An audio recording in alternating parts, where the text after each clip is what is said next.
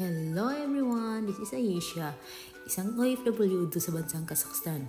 Kamusta kayong lahat mga kababayan? Tara, samahan niyo akong magluto sa request ng amo ko. Magluluto daw ako ng isda na may patatas na may onion na di ko alam kung ano ang tawag doon. Una, nagbalat lang ako ng patatas.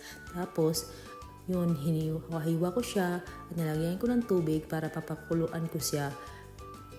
Mga 10 minutes to 20 minutes lang ang pagpapakulo ko hanggang sa lumambot siya. Nilagyan ko lang siya ng kunting asin at yun.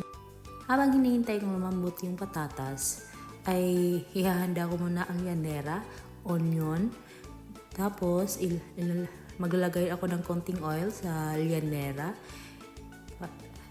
Tapos nilalagay ko din yung onion na ni-slice ko ng pahaba. Tapos niyan, lalagyan ko yan ng asin, paminta at lahat ng powder na meron kayo. Tapos, wala kaming cream guys. So, ang ginawa ko, nag-DIY ako, mayonnaise na nilagyan ko ng tubig. Ewan ko kung anong lasa niyan.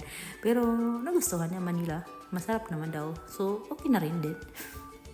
Siyempre, Pilipino tayo maraming paraan kung gustuhin natin para lang makapagluto tayo ng gusto ng amo natin, di ba? Ayan, pagkatapos ko niyang i-mix,